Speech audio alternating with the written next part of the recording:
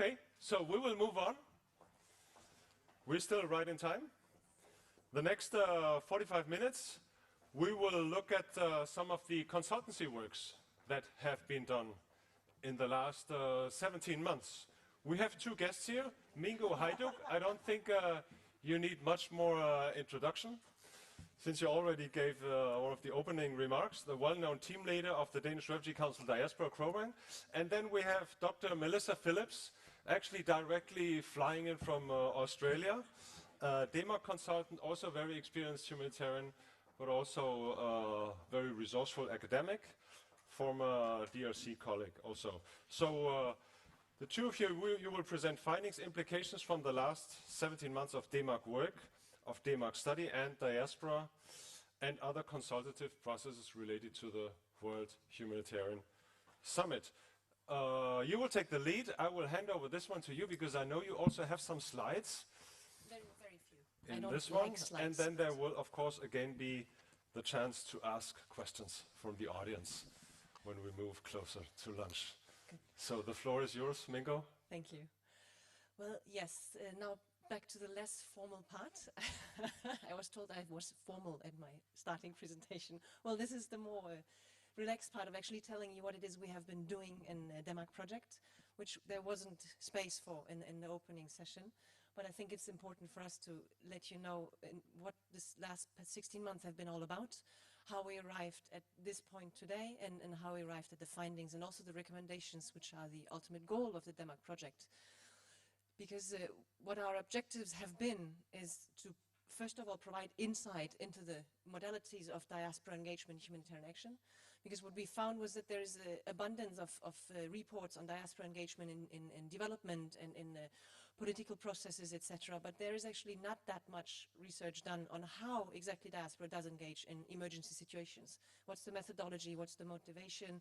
Who do you engage with? Who do you collaborate with and coordinate with in terms of the government, but also the humanitarian formal system? So that was our first objective in the project. The second then was to address identified gaps in knowledge perception and coordination. And actually the second two were for us the ones we focused most on, because it's about, if you want to bring new actors together, it's about perceptions of each other. How do we look at each other? How do we consider each other in terms of our ways of working? And what we found in the space between diaspora emergency action and conventional system, institutional system in emergency action, is that there's plenty of prejudice, plenty of misunderstandings, plenty of perceptions that are not necessarily based on realities, but based on what we see from the outside without actually knowing what's going on the inside. So that was one of the biggest purposes of DEMAC, to get people to the table, to talk to each other, to actually find out more who does what, why, where, how, get to know each other. And that was done by facilitating consultations between the different actors.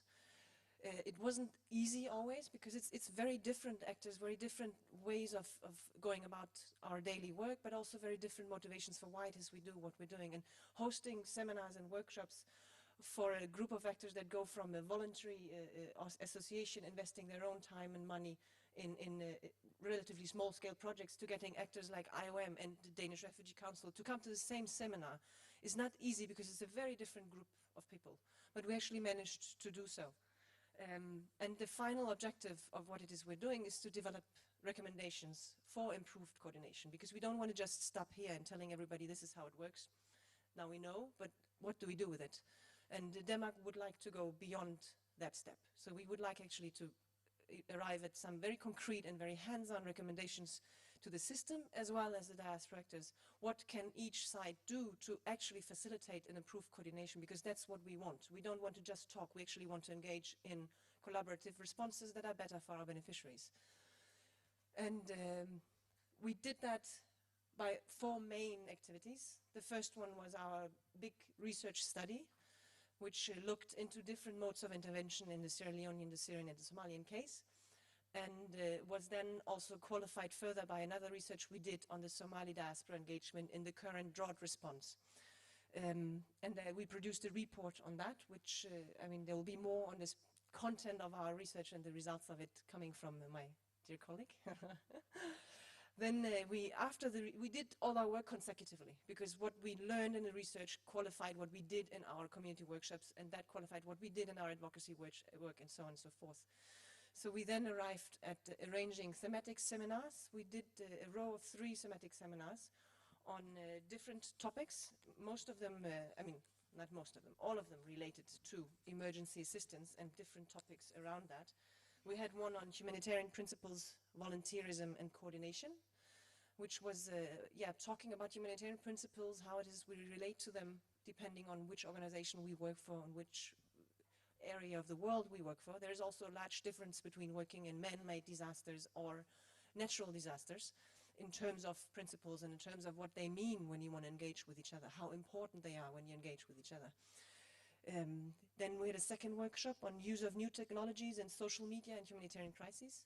I think that is of equal importance to both conventional actors and diaspora, but it seems diaspora actually more elaborate in using those technologies for their responses. And I think I have read numerous reports currently coming out stressing the fact that I think one of them was called Getting to Europe, the WhatsApp way. I mean, there's lots of reports going on right now showing how much social media means in terms of displacement, in terms of conflict, in terms of information being passed to and from diaspora, local actors, and also the conventionals are in need of that information.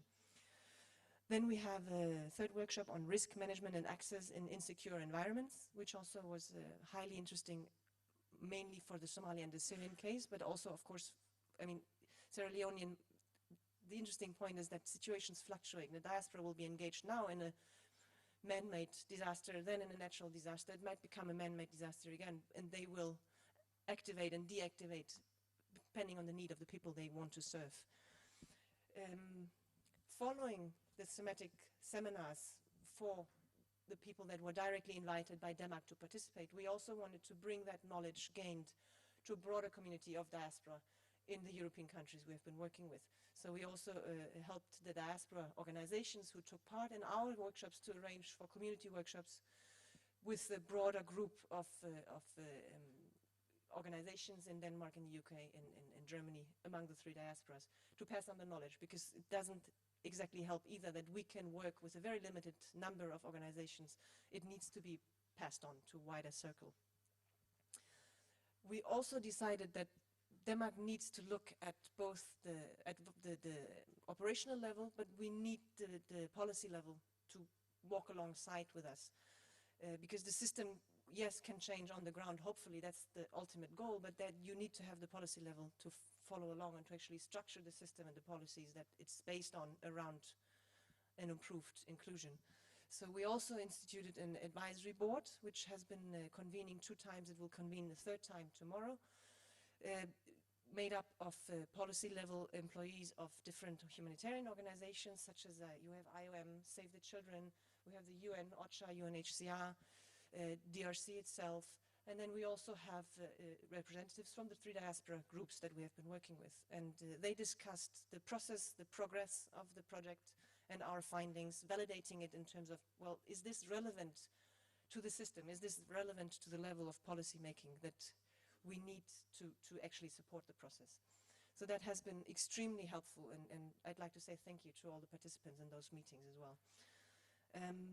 Alongside all of our activities, we engaged in a lot of communication and advocacy work. I think for us as the DEMAC team, the biggest success was the engagement within the World Humanitarian Summit, where diaspora actually contributed with a recommendations paper towards the global consultations, but actually also 17 of the DEMAC diaspora target group participated at the summit itself, with the summit secretariat appointing the DEMAC project to be a kind of a focal point for diaspora engagement within the World Humanitarian Summit. So that was a very big advocacy success for us, and for us meaning for the diaspora, because out of the 30 diaspora participating at the World Humanitarian Summit, 17 came from this project. So that to us, of course, was a big success.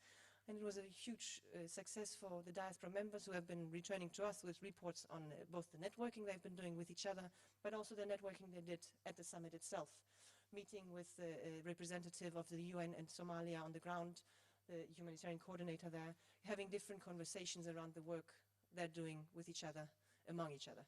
So that was a great day for most of us. In addition, yes, we participate in other conferences, etc., but that's an indulgence to mention all of those. But for us, it's important. We don't keep it in this room. We don't keep it in the DEMAC seminars. We want it to go out there. And we actually got it as far as Australia, where Melissa participated on our behalf, presenting what it is we're doing with the diaspora. So, yeah, and the final results of all of this is supposed to be recommendations to the system and to you as diaspora. And I will turn over to Melissa to present more on that, because this is not just another sitting exercise where we listen to each other and feel good about having spent a day at a nice venue with nice food and nice people, but we actually want this conference and the conversations we're having there to qualify the final results of what it is we're doing. So what is discussed here will also influence our final reports and our final recommendations. So let me turn over to Melissa with that. Thanks, Mingo. Thanks, everyone. And what I wanted to do this afternoon was just quickly flag some of the findings and then move to the recommendations, and hopefully do that with enough time for us to have a discussion. As Mingo said, I was able to present just this day last week at a Diaspora in Action conference in Australia. So diaspora is buzzing globally, and I have to give a shout out to Denise Couchy, from the Executive Director of Diaspora in Action, who's watching live streaming. So I'm just going to wave to wherever the camera is. Hi, Denise. It's 9 p.m. in Australia, so she's doing very well to watch a live stream on a Monday night. So Mingo laid out the objectives of the DEMAC project, and what I wanted to do was just group my findings according to those main objectives. And of course, sitting here looking at the great success of today, bringing everyone together, and the discussion and the dialogue and the way that the discourse is moving along, I think is also a great evidence of the success of the DEMAC project. As Denise said, it's no small feat to get all the players in the one room. The first objective that Mingo laid out was about the modalities of intervention, and just a quick summary that our findings of the DEMAC project have highlighted is really the immense spectrum of intervention. It's wide-ranging, it's long-term. These are aspects that have already been highlighted this morning. And rather than perhaps asking diaspora organisations to squeeze themselves into categories of humanitarian action, part of the challenge is really to look at how do we allow that scope, that long-term nature, the wide-ranging interventions, to be part of their activities as the project itself moves forward. There's also an emphasis perhaps on the modalities of engagement in terms of initiatives and the nature of maybe a man-made crisis versus a natural disaster. But of course, as has been heard around the room, there's also a desire to be engaged more in advocacy and looking at collaboration. So that's all I'll say about modalities of intervention. In terms of bridging the gap, there were 3 components of bridging the gap. It was about knowledge, perception, and coordination. I've got a lot to say on coordination in the recommendation, so I'll leave that. But in terms of the knowledge, DEMAC has been a conduit for people to achieve common ground. And what has been very heartening is to see that people want to engage for the benefit of affected communities, and that people also believe that these differences are not insurmountable. That's, again, no small feat to bring everyone together around the diaspora table. One note that I perhaps wanted to add myself was there has been a tendency perhaps to talk about conventional actors versus diaspora, or conventional actors and diaspora. And this might not be so helpful if we're talking about bridging the divide. So personally, I don't use the term conventional actors. I think diaspora are also actors. We've talked about them as brokers, as bridges. They have specific motivations, as we all do, but we don't need to maintain a dichotomy between the two if we want to find common ground. And finally, in terms of perception, I wanted to use the example of the World Humanitarian Summit as a wonderful way that DEMAC project and diaspora organisations have risen to the challenge of putting diaspora on the map. As we know, diaspora are not new, but perhaps under-acknowledged. And at the World Humanitarian Summit was a wonderful opportunity to change the narrative and to take the lead to galvanise actors looking at diaspora in new ways. And that is also an example of wonderful advocacy that's been achieved in a very short time frame of the DEMAC project. The other aspect of the project, which was on operational and strategic communication, has really looked at, as Mingo said, used community workshops and thematic workshops as a way to enhance understanding. There's definitely a need now to not only expand that, but to look at more strategic ways of engagement, including mentoring. And also another bonus or finding of the DEMAC project has been the way that it has fostered not only intra-diaspora communication, but inter-diaspora communication. And that panel that we've just had, where we've had a diaspora from multiple countries, continents, speaking together the same work about diaspora is again evidence of one of the findings of DEMAC as well, about fostering communication within and amongst diaspora. So to turn to the recommendations, I've grouped the recommendations just for the sake of me talking at them, and I apologise I didn't put them up on a slide, is that the recommendations that are still in draft and open for discussion around the way that we look at diaspora, around coordination, and then also around implementing, operational, because that is the intended next phase of the DEMAC project. In terms of the kind of critical theory about diaspora, as I've already said, it's very important that we acknowledge diaspora organisations as brokers and agents of change, their specific motivations and benefits, and the fact that engagement and dialogue are critical. It's not a choice, it's a necessity. And so therefore it's perhaps unhelpful to categorise them as non-traditional actors or to not see them as conventional actors. We've also, in terms of the theory, is that there's been a lot of work done by diaspora groups to come together, to participate in capacity building and training exercises. There also needs to be a greater onus on the humanitarian actors who are well established to look at tools that they use within the system, their systems, that can facilitate the recognition of diaspora, and or consider having an institutional champion in the cluster system. The UN agencies and INGOs have a lot of institutional knowledge, they have funding for coordination, and it shouldn't just be about diaspora knocking on the door asking to be given a seat at the table, but that these institutions find creative ways to meet the challenges of engaging with diaspora. And finally, as has been said all morning, in an era of a protracted conflict, unprecedented levels of displacement, diaspora organisations also present an untapped opportunity for advocating towards political leadership to address structural root causes of conflict. And this unique positionality should be seen as an opportunity and not viewed as a threat to deeper engagement. In terms of coordination, we've seen, and again it's been said all morning, that bringing the full range of actors around the same table is key. That's the critical priority for DEMAC and for future iterations of DEMAC. And so that there should be a platform for dialogue and knowledge exchange between diasporas, UN agencies, INGOs and donors, in complement with an independent diaspora coordination body. One aspect of that could be an interactive platform or portal of diaspora actors and specialists, which could be developed out of the existing DEMAC list. And this could be managed by an independent coordination body.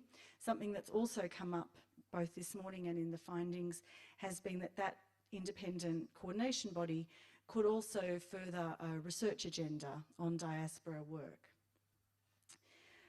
Also that coordination mechanisms within humanitarian action can and should be adapted to reflect the contributions made by diaspora organisations, and improving linkages with local NGOs and diaspora organisations, as well as between the two, should be prioritised, including through existing NGO coordination networks and peak bodies. There are a lot of NGO forums and NGO peak groups, both in the field but also here in Europe, that could be triggered to work with diaspora organisations.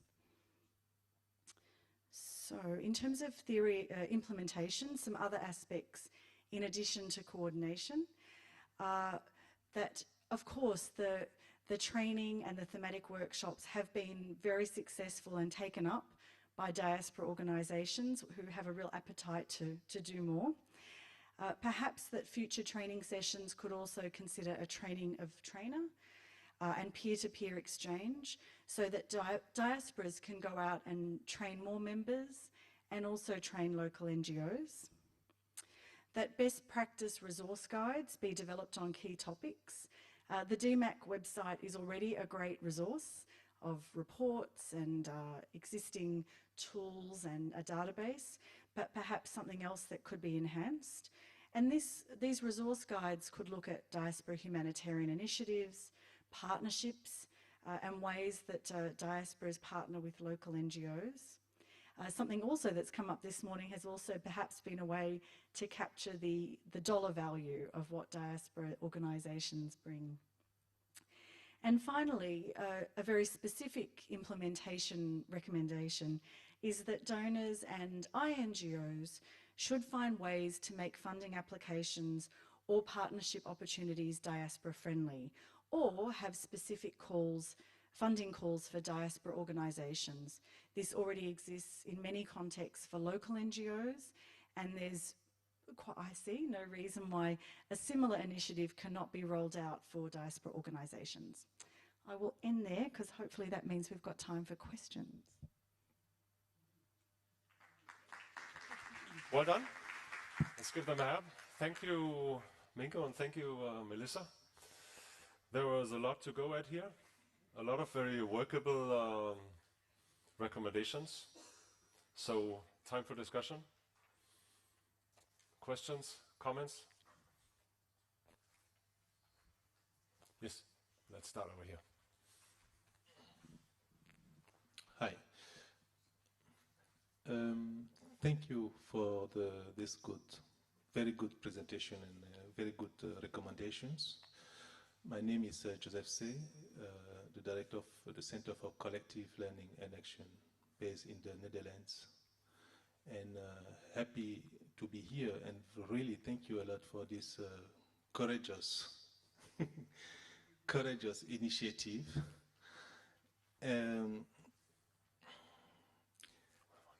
Was very happy this morning when someone said this is really a dream, and it's really for me the same dream, to have a kind of framework in which diaspora engagement in humanitarian disasters is discussed.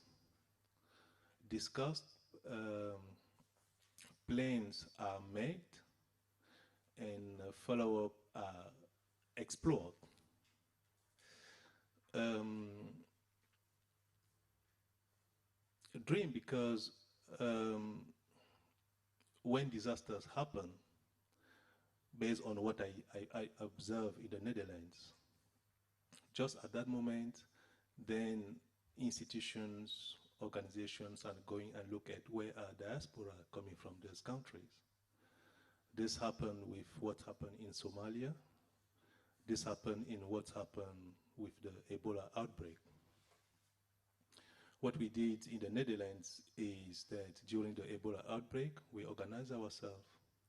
We create a kind of consortium, we call it Migrant Consortium Against Ebola, without any funds, without any government support, just because we wanted to create this kind of collective memory in order to learn from this disaster and in order to be better prepared for the upcoming disasters, but also organizing ourselves and exploring those forgotten disasters, because what we realize is that Ebola took a lot of media attention, exactly like we have also what happened now in Syria. But there are a lot of disasters now. We have the issue of Boko Haram, we have Congo, and we are really questioning ourselves how to go with that, how to organize ourselves to provide a better answer. Then this idea of coordination, it's really huge, important, and we support it, but it's also challenging. But that is exactly what makes it nice, because it's challenging. Thank you. Okay. Okay, would you like to reply directly, or shall we take three? Okay, then we have one over here. Two. We had, yes. Hi, Rawad Mahib from the Humanitarian Forum. As we're moving towards the action aspect of the DEMAC conference, a lot of the recommendations that have come out in terms of coordination, as well as from the previous panel, with their fantastic one-word requests, if you like. Again, coordination was key, visibility was key. And on that note, moving forward in terms of action, at the Humanitarian Forum, we are looking to put together a conference, or 1 week action conference next year, towards the end of next year, where we're looking to put some of the commitments from the Humanitarian Summit, as well as the consultations or recommendations put together and put forward both previously and to today as well. And we're making an open invitation, if you like, and an open announcement to our commitment to try and do at least 3 things with this action week. And that is to look at knowledge and best practice sharing, to look at the coordination between the diaspora community and INGOs, both in the north and south, and a platform for the diaspora community and local CSOs to have their voices heard at the international level as well. So it's an open invitation and an announcement for our commitment as well. Thank you. Yes, good. We do have another one over here. Third question.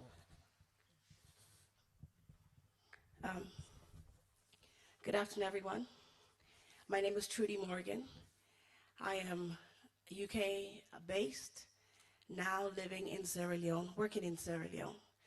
And I represent on the DEMAC board, SLWT, which is the Sierra Leone War Trust for Children. Founded in 1999, as I was saying to someone earlier, because when we looked at the news at the time, all we could see were people talking about the war in Sierra Leone, about people who we knew, and there was no representation of us, of the Sierra Leonean person. So we formed a small group, 7 of us, 1999, and we worked, all worked in London at the time, raised money, self-funded for a number of years, and we did a number of projects. We raised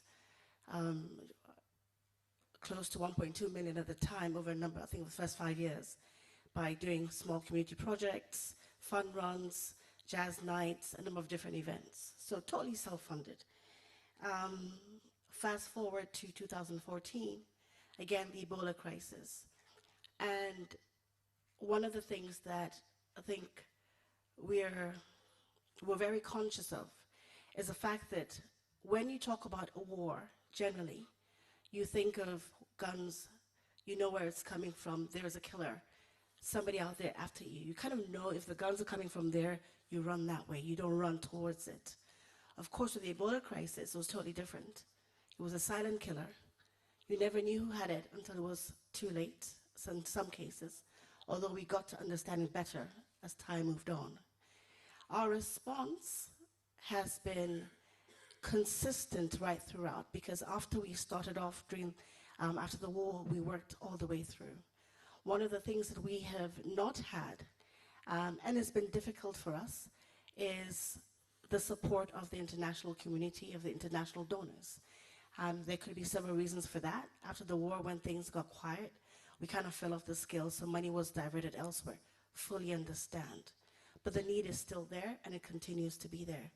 With the Ebola crisis, of course, there was a worldwide outcry, and people needed to respond.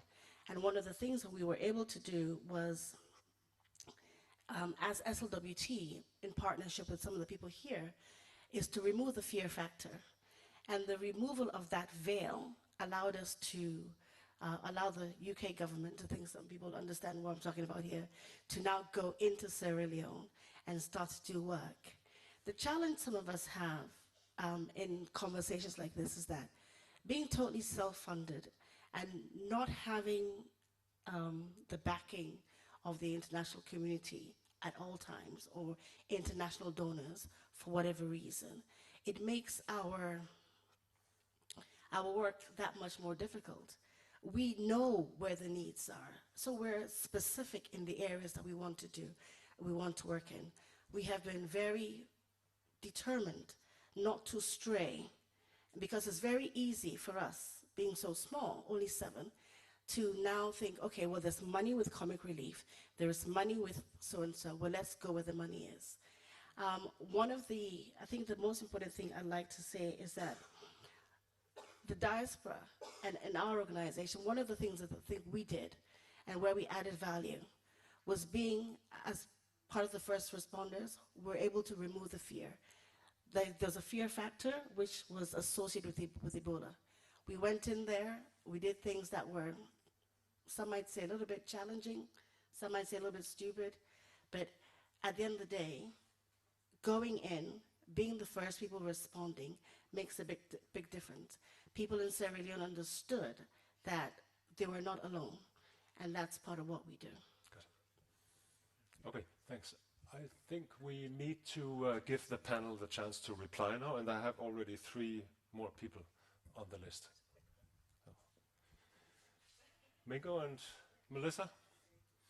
Quick, because I want people to be able to answer questions. Yes. I think the challenge of coordination, both Mingo and I looked at each other and said yes, with a heavy sigh. But then the logic of coordination is also to address some of the challenges that have come up already. People talked about engagement with government. Through clusters and working groups, you have a direct line to line ministries and to government interlocutors. So there's also, in a way, coordination is an investment, but it can be of benefit to help overcome some of those issues. So I would say it's a double-edged sword. It's a big machine, and many organisations have 1, 2, 3 full-time people simply working on coordination. But that's where some good partnership with INGOs can pay off, I would hope. In terms of it's great to hear the follow-up from the World Humanitarian Summit, because I think there's one moment where it comes up, just like a humanitarian crisis, but the real challenge is to keep it on everyone's agenda. And so if there is a diaspora coordination body or key networks, that's wonderful in a way for ongoing partnership. And I think what I was taking from your comments was the issue of sustainability, that there are sometimes ebbs and flows and peaks and troughs of interest. And certainly that, again, is something that many actors within the humanitarian system struggle with, how to build up a response and then to maintain it. Sometimes that means the inevitable closing down of certain aspects of one's response. But I'm reflecting on some of the comments made this morning that there's not only a desire for technical capacity building on themes, but also operational capacity building, because this is where there is a lot of institutional knowledge on how to open up, close down, how to get the best from your organisation as a crisis might ebb and flow. Thanks.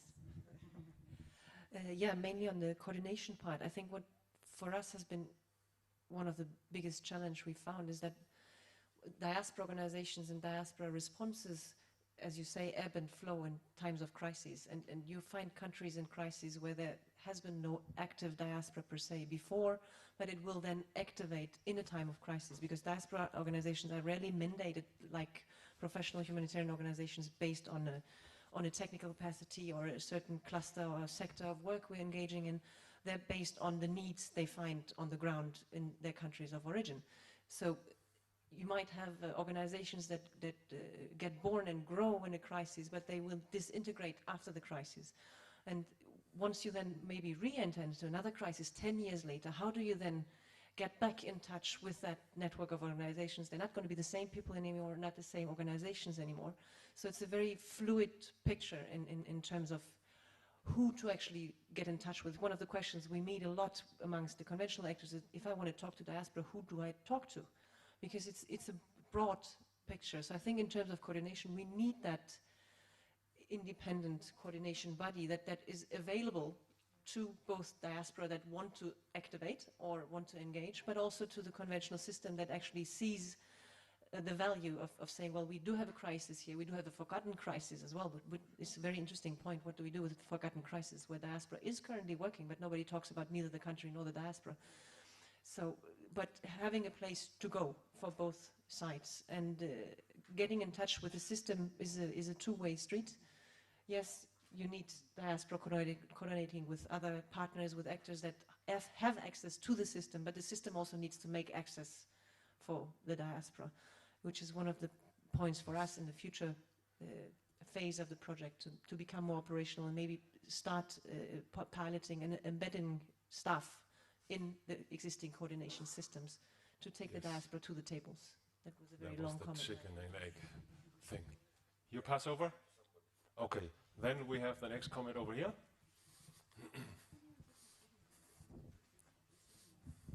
Hi, I'll be very quick. Maybe just to include in your recommendations or to help inform, I think the issue of language is an important one, so making sure that to the extent possible, guidelines, operating standards, donor rules and regulations, call for proposals to be effectively translated as much as possible so that diaspora groups as well as our local partners on the ground have access to this information. And kind of going off what you were saying about someone embedding someone in the cluster response, I think this is where language also becomes important. I think our colleagues in Gaziantep have done a great job at ensuring that a lot of the cluster meetings actually occur as well in Arabic. And I think increasing this to other conflicts and other situations would be essential. And going to your point on working with donors to somehow make funding more accessible, either through INGOs or through separate streams, I think an important thing here that can make a lot of difference is when we are getting funding through INGOs or as implementing partners to allow the same overhead or ICR or indirect cost rate, whatever the donors here in Europe call it, to flow down to the partner the same way as it does to the INGO, so that we can use that funding for sustainability to continue to support our staff, to hire consultants, to do internal trainings, similar to what our INGO partners do. And I think transparency between us and the INGO on how much funding is actually available for the project, so we can discuss how much of that can go towards our own indirect cost rates as well as to theirs, is essential. Good, thanks a lot. We had one in the back. Yeah.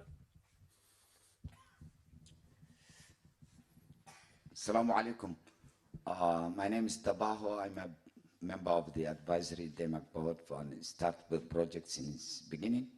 My very quick two questions, one for you, one for Mingo. My question to you is, how do you define diaspora? Because we don't have only diaspora.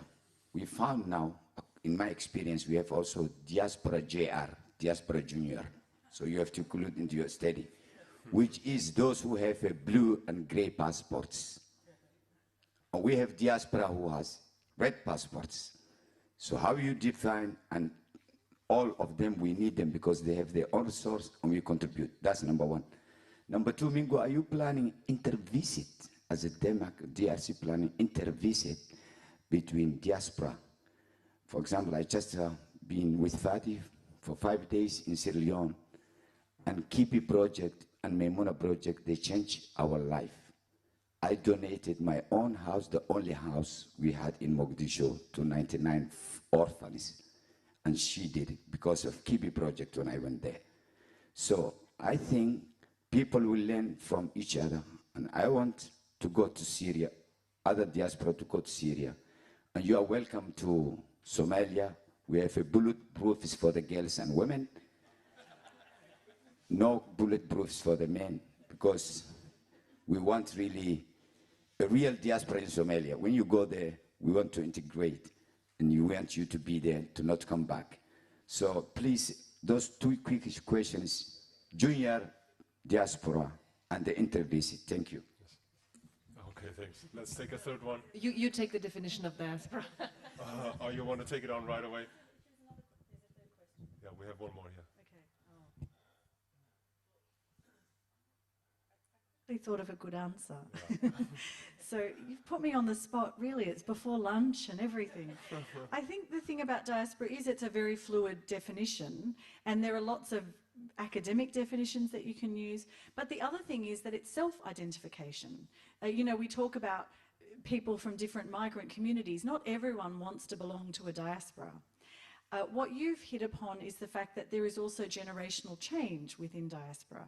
That youth may feel part of a diaspora. I'm a second-generation Australian of Indian diaspora.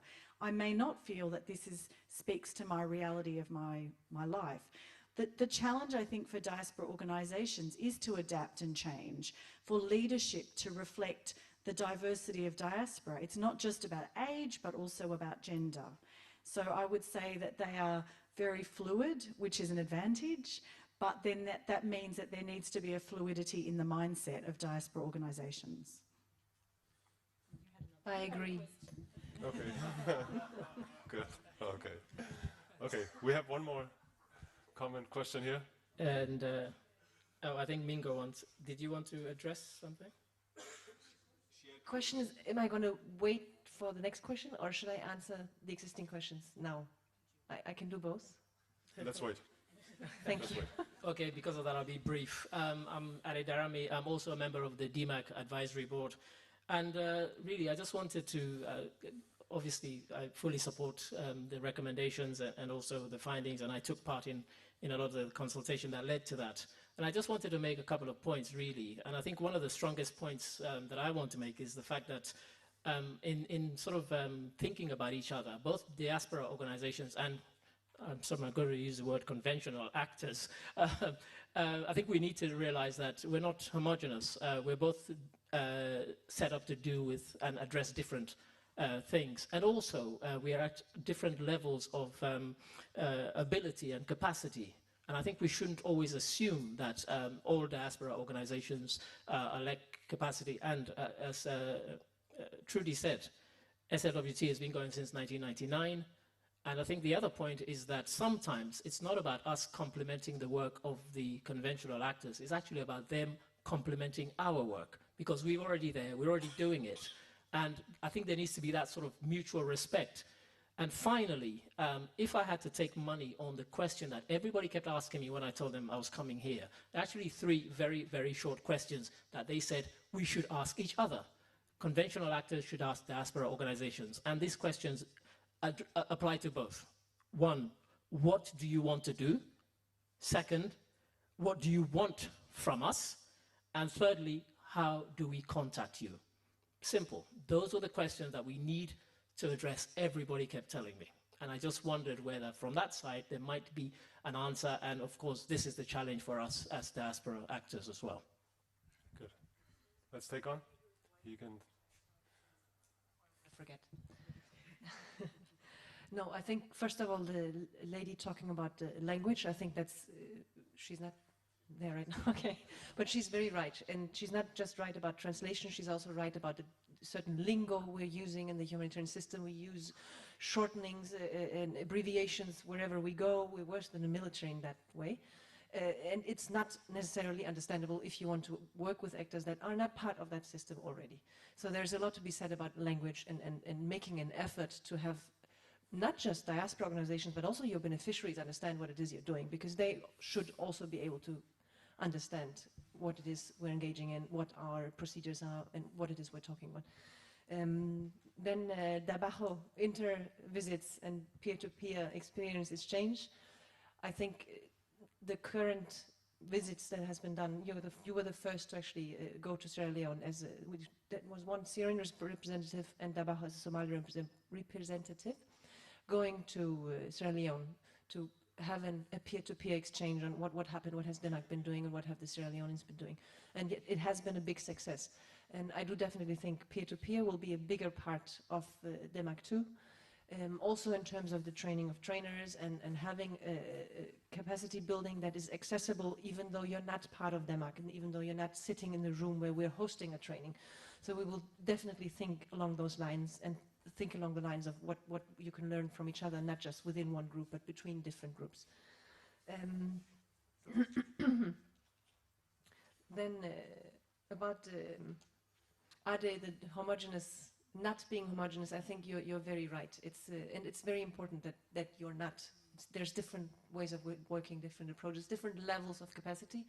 And here I also have to be the advocate for what it is DEMAC wants to do. We will not be able to include all levels of diaspora engagement in a project like DEMAC. We will also have to look at, well, what it is we want to do is actually create a physical operational link with the system, and that will require a certain kind of organizational maturity, a certain kind of technical capacity already.